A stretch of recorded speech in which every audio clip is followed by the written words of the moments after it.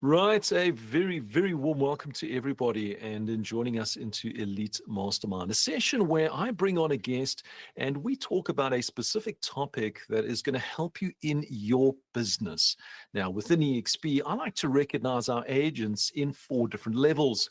And these different levels is something of a recognition that each person likes to receive. Now, what are these 4 levels? Because I know most agents say, well, I only know of possibly one, maybe two. But level 1 is an agent that joins into EXP. You see, when you join into a real estate company, you like to get the recognition that you're part of something a lot bigger. You're not just isolated all by yourself. So that getting that recognition of a welcoming on board is such an important factor, especially for myself, but all the agents that come into our team. The second level is when you actually do a deal. It is so important. All that hard work that goes into doing a particular transaction to get that recognition really lifts you up. It shows that people are recognizing the hard work that you're actually putting into your particular business. Because, as we all know, getting transactions, it's not as easy as just waking up in the morning and then landing in front of you. You've got to do a bit of hard work behind the scenes to actually get to that particular point. So that's at level 2, getting the recognition of doing a transaction. And that gets repeated for every transaction. Then we get to our level 3 recognized agents. And these are our cap agents. These are agents that have done a number of deals and actually earned the status of being a cap agent. Now, within EXP, what does it mean to be a cap agent? Well, to be a cap agent, you actually earn 100% commission, less that 4% transactional fee. So you net 96% commission. And that's really what each and every one of us want to get to in our particular business. We want to earn as much commission as possible. But then we get on to level 4. Level 4 is our highest level within EXP, and that is the icon agent. An icon agent is an agent that has done more than 35 transactions in a calendar year within the anniversary year, or earned more than 3 million Rand in gross commission. Now, what do you get for being an icon agent? Well, one, you're already a cap agent because you've done more that's required to earn that 100% commission less the 4% transactional fee, but you also get 150,000 Rand in EXPR shares that gets returned back to you. So in essence, you actually start to earn more than that 100% commission. So each level that we start to go through with our particular agents, I'm actually geared to help you and support you to get to this high level of productivity. So, the Elite Masterminds, I pick our agents at our level 3 and 4, and I have discussions with them to see what they're doing in their business that got them to such a high level in their particular business. Now, joining me today, I've got Colette. Colette, how are you doing today? Give us a bit of a background, how long you've been in real estate, how long you've been with EXP, and any highlight that you'd love to share with us in this particular session. Hi, Stuart, and thanks for inviting me once again to this panel of discussion. So I am not, I haven't been with EXP for that long, since I've only joined EXP towards the end of last year, before we moved down to the garden route. But I have been in real estate now going into my 3rd year. I was previously with another company, and yeah, I just absolutely love the industry. I come from also interior design background. I've got another business that I've had for 17 years, and I think coming from that as a business as well, helped me in this real estate business, because it's a lot to do with also with building relationships with people, and this is a people business. So, but so far, yes, loving my journey with EXP, and happy to be part of these kind of learning platforms as well. Fantastic. And if you actually reflect back over your 3 years in real estate, you must have experienced some highlights, something that really stood out for you that either put a smile on your face or gave you a nice, warm and fuzzy heart. Anything that you can share with us, because it's the stories that actually gets us going in real estate. What could you share with us that's really been a highlight? I think for me, it's usually, I'm a very emotional person, and it comes with where things become personal, where you touch people's lives. And one of them, although sad, but also, we've had a client that unfortunately, while we were trying to sell his property, he passed away, which meant it went into a late state. We then had to help the family. But it was just the whole interaction with the family, taking this process. And I mean, he was just really financially in such a predicament and had to sell his property. And before we could actually sell it at a price where we could establish him in an old age home in a retirement village, and my heart broke for this old man sitting there. And you're discussing commission and you're discussing money. And it brings you back to, what, it's not really about the money. Here's this person sitting in front of you. It's about what are you going to do to help him change his life and, make it easier for him. And then where those discussions come in and the money takes a back seat, and it becomes about that relationship with that person and how we ultimately were ending up, he unfortunately passed, he had a stroke in the whole process. And passed away, but we, were ultimately able to help the family to alleviate the financial burden on the family as such as well. Absolutely. And I love the way you actually bring it. It's not about actual money, because I find that a lot of new agents that are coming into the real estate space, the first thing that comes top of mind is how much money can I make? But what we actually find, it's not actually the money. It's the relationships that we build. It's those emotional connections that we actually build. That is what's giving us a lot of purpose when we're going into this real estate space. And I'm glad that you touched on building up the relationships, because for today's session, I really want to talk about these high value networking. This is when we're starting to build relationships with our clients, but more importantly, to start leveraging it for referrals. You see, in our particular business, we spend a lot of our time building relationships with individuals. However, we don't build it to a point where they start giving us referral business. And as we know, most of the top producers, their business, a vast majority of their business is repeat and referral business. That is how you start to grow your portfolio. So Colette, for yourself, give us a scenario whereby you've actually started to build relationships with your clients, and they've either given you repeat business or they've actually given you referrals that's helped you to grow your business. Give us a scenario that you've had in the past.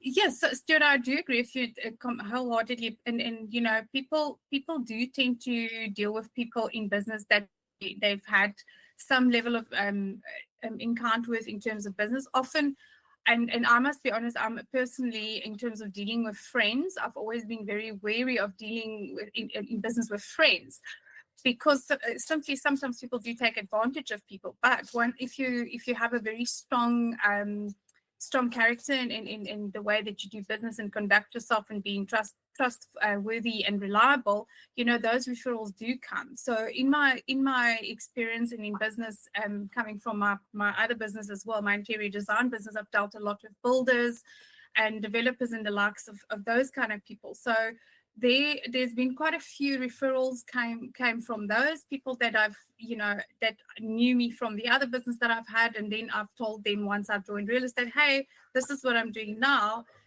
Therefore, it is easier for them and they feel more comfortable to now reach out and say, okay, well, I have experienced Colette in business. I know her business acumen. I know how she does business. And therefore, here's a referral and run with it. So you touched on something, and there's a couple little points that I'm going to go through. The first one is building those relationships with friends. And we all know when you start out in the journey of a friendship, it starts in a way where you've actually got to build rapport with them for them to become a friend. Now, at what stage do you regard one of your clients, whether it's a builder, developer, buyer, seller, at what point do you regard them as a friend? Do you have any kind of point where you say, you're now a friend? Yeah, I'm actually quite lucky. Most of my clients have become my friends. I mean, probably one of the craziest stories was I went to see my gynecologist when I was pregnant with my child, and he became a client, and his wife is one of my best friends today. So, and that is just, but it just, at that point, I think it's just you when you really take an interest in somebody and you show that you care, and it's not just about chasing the money at the end of the day. You really want to be adding the value in terms of the service that you provide. then they also feel like a human. You're not just there to grab them off their money. Yes, we all work and we have to earn our money. And the value that we put in is ultimately what we want to earn in terms of an income. But I think once you value that person as well, is when they feel, hey, and that's at the point where, I'm just a very relationship based person. I love people. So therefore I most of my clients have become my friends. So now you actually use these two words, which is actually, creating, you care for your particular clients or your friends. You've got those interests. You've actually built a bond with them. And how do you maintain that relationship with them so it actually leverages to a point where they start giving you referral business?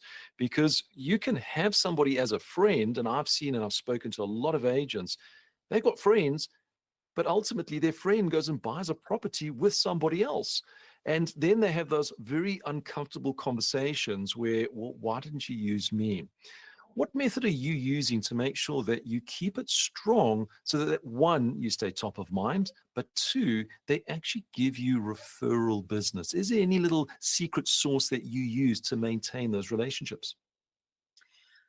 I think there are still some people that are very scared to mix business and business and pleasure, business and friendships. And yes, you are going to find some people that sometimes feel, look, I'm not going to cross that line, and because you're my friend, I don't want to do the business with you. But something that I do a lot of is storytelling. So I will tell my friends. We'll be at a braai or a get together or whatever, and we all share a bit about our careers and our business and what's happened. And I'll hear something and I'll be like, hey, did you hear? Geez, like, I've just heard about this story that has happened, or this kind of fraud that's happened, or this client has been taken for money or whatever. And I share those stories with my friends, and ultimately, or also give scenarios of something that can go wrong and have gone wrong. And I would say, wow, this, you should rather have done that, or I use storytelling and I think by doing that as well, you're building a rapport, and friends, ultimately they will be in another friend's circle, for instance, and hear about a referral, someone having a problem with another agent or not selling their property, and they can say, hey, my friend does this, and she seems to be quite resourceful because perhaps this is the problem that you're having, and maybe she can use her network and her connection to sort out X, Y, and Z problem that you have with the council, or be it whatever the situation is. So I use a lot of storytelling and examples. I love to listen to stories and other and even other agents. I've said before, I would love to actually write a book one day, and it's the stories of a real estate agent, because there's so many things. Some of the scenarios and the things I've heard that can go wrong, and by storytelling, I also use that to build confidence and get my friends to say, hey, listen, I'd be a fool not to use her because she really does know what she's doing. I absolutely love that. Become the storyteller, because stories creates emotions and connections as we're going through it. And if I heard you correctly, your storytelling does not include something like this. Hey, by the way, I'm a real estate agent. Are you looking at buying or selling a property? Can I list your property? Do you know anybody that's looking to buy or sell properties?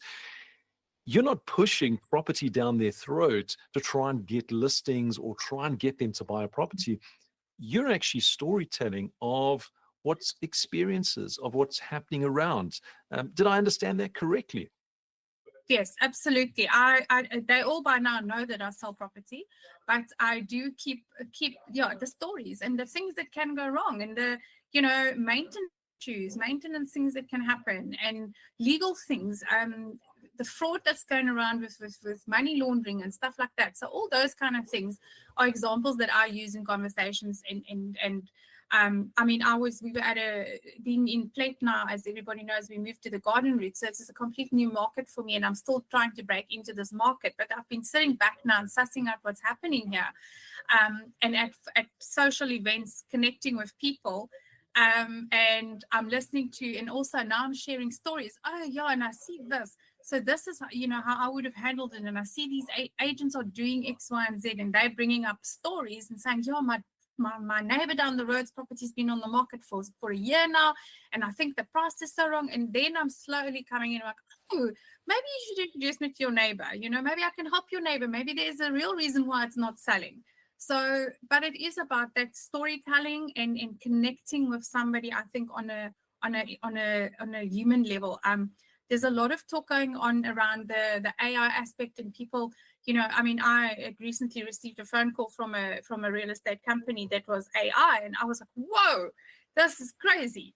I believe people want to connect with people, and people want to still talk to people. And you can only do that by making a connection on some sort of level with another human being. And that's emotions.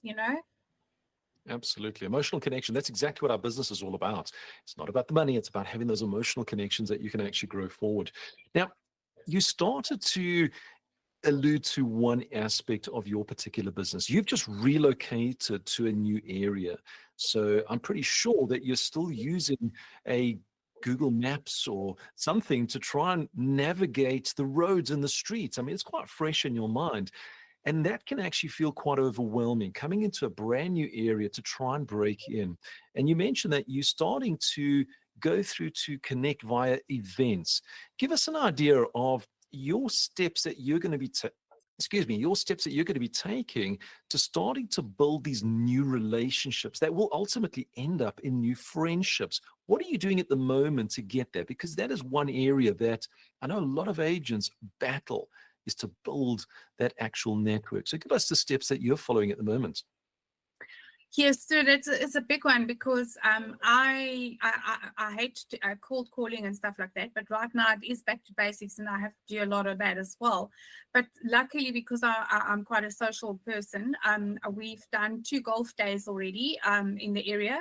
So I've jumped onto the local Facebook pages and social media, and there's a whole lot of tourism. There's a tourism page, and then I do all of the events that's happening. So I've jumped in on that, and I'm looking, where can I be part of this, and how can I get in on this? And so we've got a gazebo. We did branding the gazebo and all sorts of flags and things before we left, and we've got all of that ready. So we've done 2 golf days already, where we were able to actually meet the mayor of our town.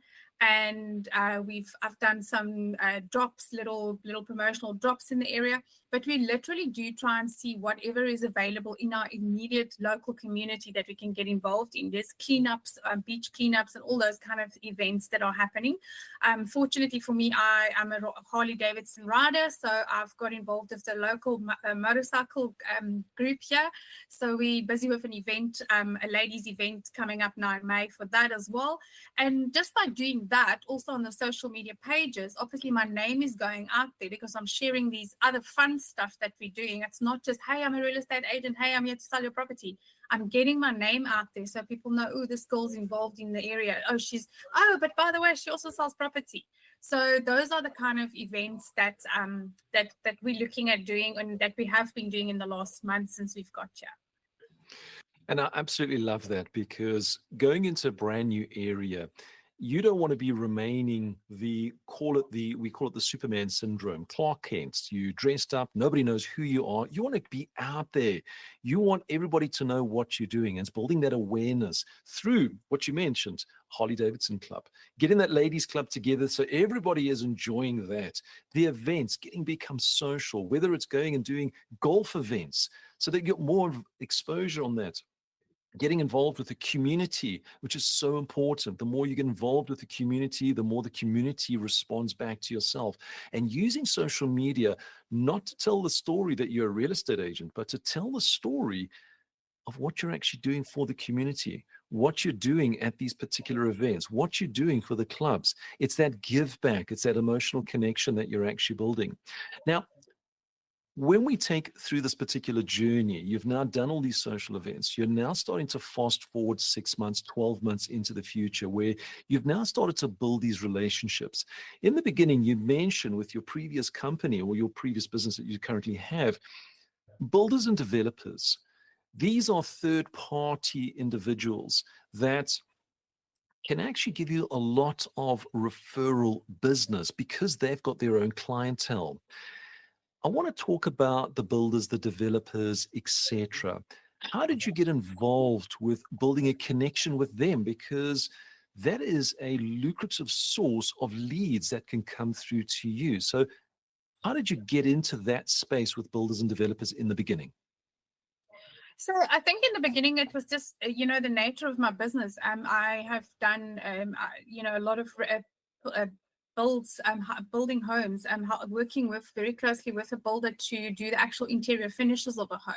So I've got a very big interest and a passion for doing those kind of projects. So for me, that was building that connection and taking the headache off the builder. He just wants to build the walls and get on with his life. He's not interested in the pretty stuff that comes with it. Where I love doing that.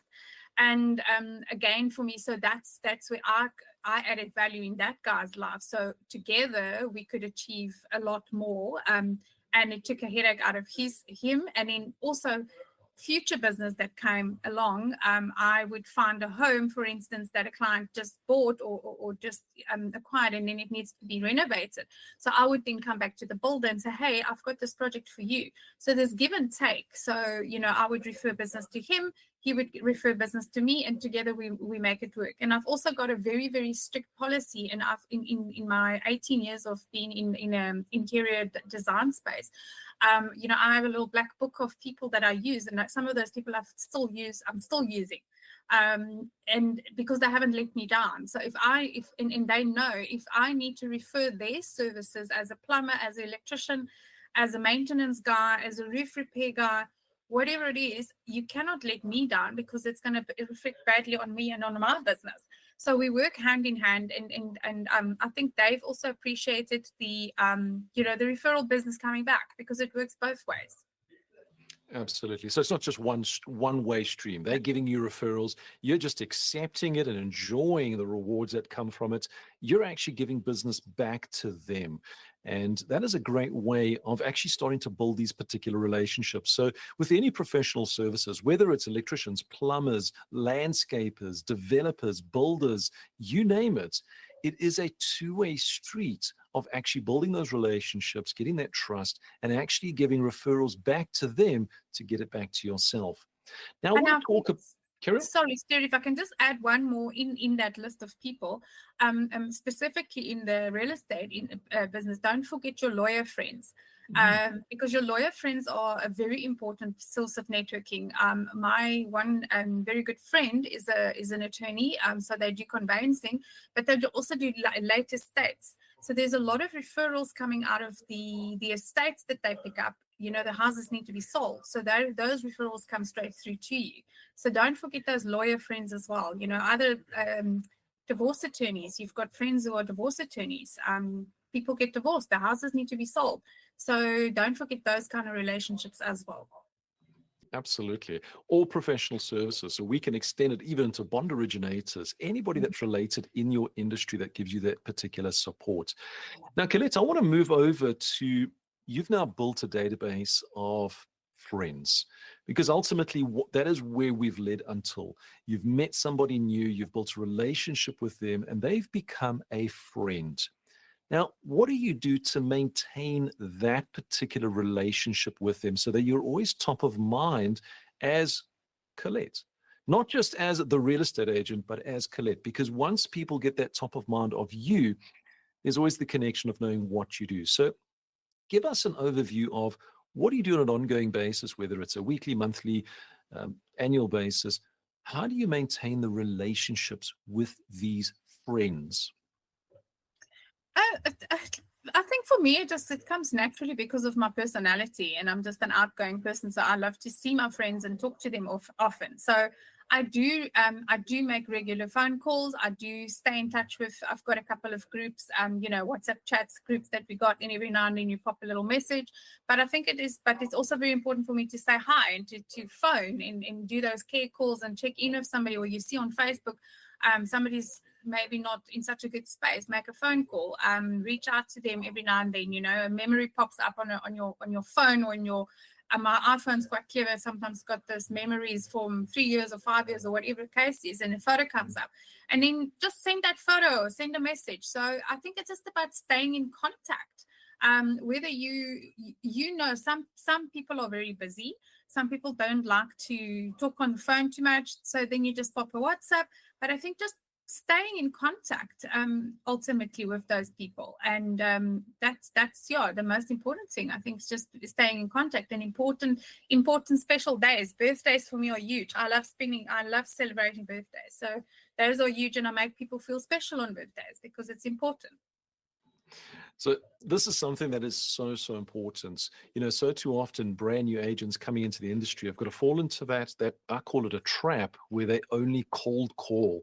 And that cold calling can become quite cold for yourself.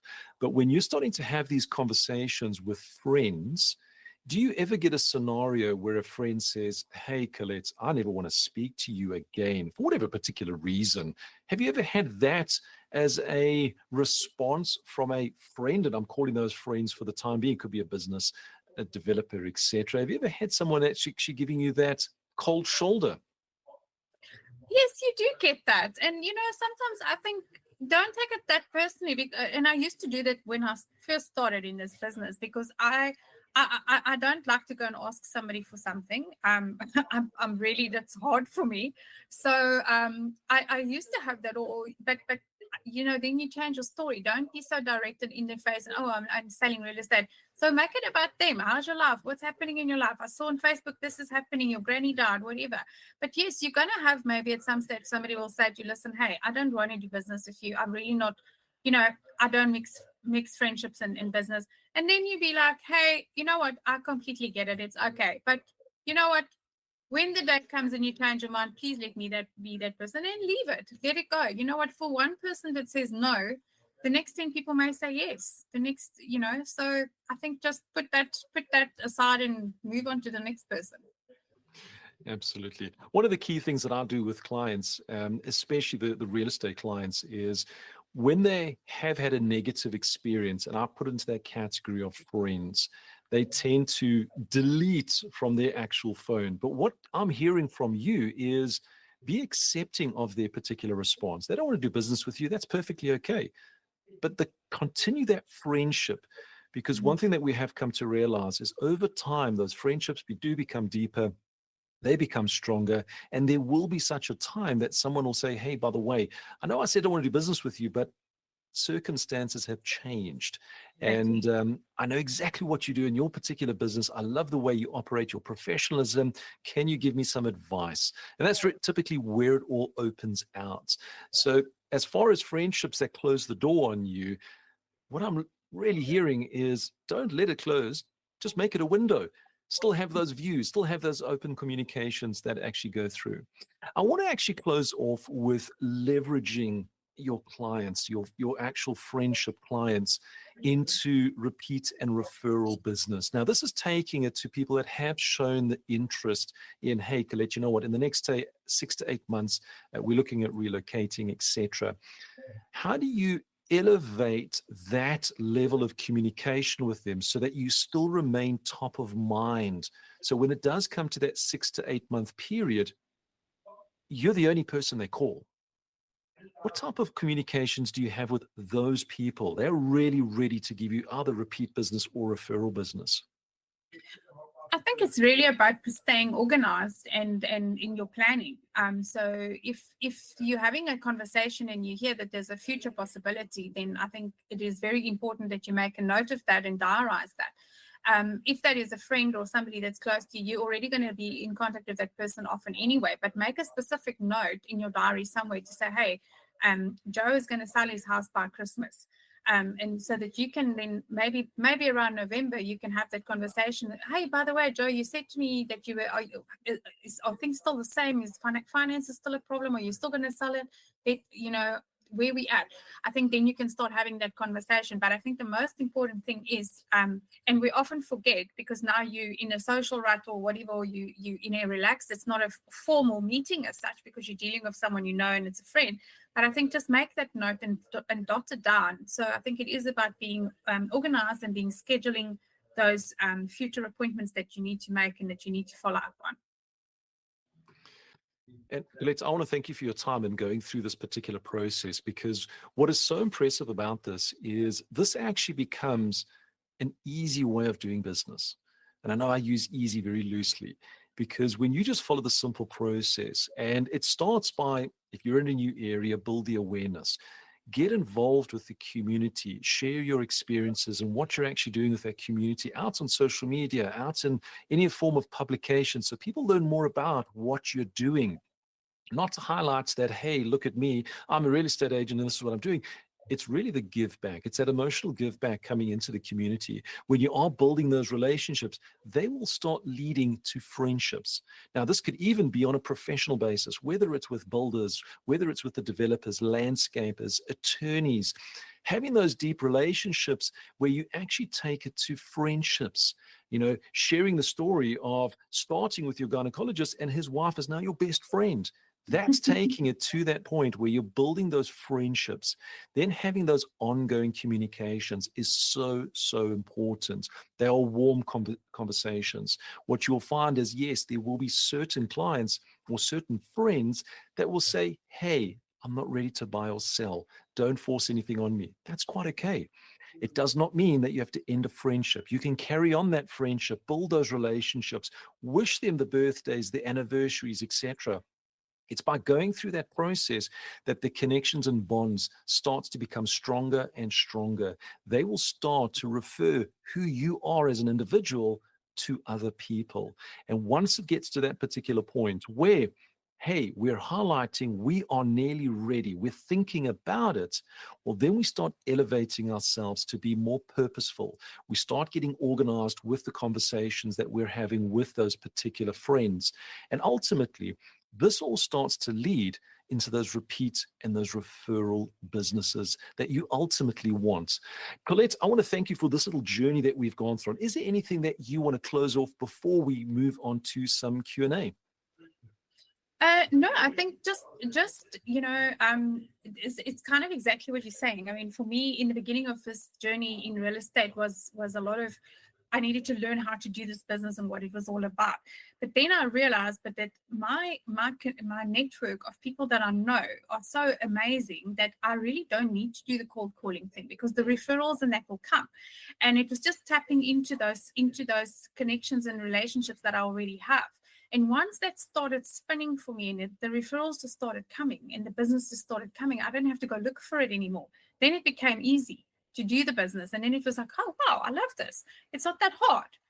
But it's just stay authentic in who you are as a person. And you already, everybody you've got your cell phone. How many people are in your phone? Those are people that you know. Just chat to them, stay in touch with them and contact them. Brilliant. Colette, thank you again for your time. So always remember, you're an entrepreneur in the real estate space. And as an entrepreneur, well, you need those friends. Why? Because it's through those communications with those friends that as a human, it actually starts to lift us up. So Elite Masterminds is all about talking about how you can elevate your particular business through learning through others. So do look out for future sessions of these Elite Masterminds where we will help you to elevate your business as an entrepreneur in the real estate space.